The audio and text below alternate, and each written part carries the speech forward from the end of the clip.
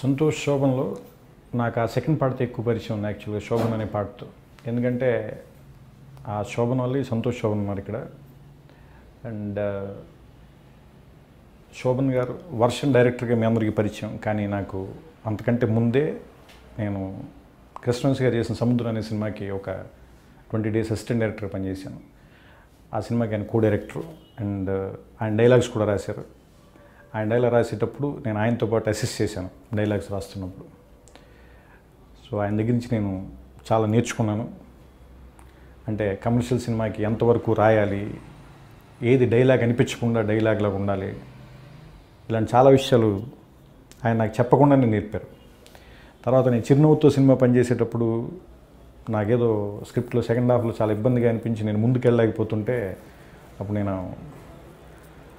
ఆయన అసిస్టెన్స్ తీసుకున్నాను. ఆయన ఫోన్ చేసి పిలిచి నాకు ఒకసారి నాతో మాట్లాడటానికి ఒక బౌన్సింగ్ బోర్డ్ లాగా నాకు కావాలంటే ఆయన చాలా బిజీగా ఉన్న మూమెంట్లో కూడా నా కోసం వచ్చి నాతో పాటు ఒక 1 week స్పెండ్ చేసి నా ప్రాబ్లమ్ సాల్వ్ అయిన తర్వాత వదిలిపెట్టి వెళ్ళారు. ఏదైనా ఎవరికైనా ఒక చిన్న అవసరం ఉందన్నా కూడా చాలా దూరం వెళ్ళి ఎంతైనా సరే స్ట్రెచ్ చేసి వాళ్ళకి హెల్ప్ చేయడానికి ప్రయత్నించే వ్యక్తి. నాకు ఇప్పటికీ గుర్తు, ఒకసారి నేను ఆయన బీచ్లో పరిగెడుతున్నాం. ఆయన వెనకాల పరిగెడుతున్నారు, నేను ఆయన దొరకకూడదని పరిగెడుతున్నాను. నాకంటే వయసులో పెద్ద ఉండి కూడా నన్ను పట్టుకోవడానికి పరిగెత్తి పరిగెత్తి పరిగెత్తి పరిగెత్తి నన్ను పట్టుకుని ఆ తర్వాత దాదాపు అరగంట సేపు ఆయాసపడ్డాడు ఆయన. ఆ పొగరు నాకు ఇష్టం, ఆయనలో ఆ కసి నాకు ఇష్టం. అది అంటే నేను మర్చిపోలేని ఇన్సిడెంట్లో అదొక ఇన్సిడెంట్. అంటే ఆయన టెనాసిటీ నాకు నచ్చింది.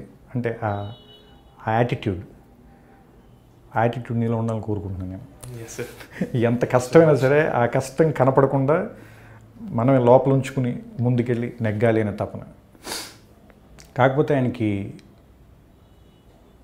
ఇండస్ట్రీలో గాడ్ ఫాదర్ లేరు, ఎవరి సపోర్టు లేదు.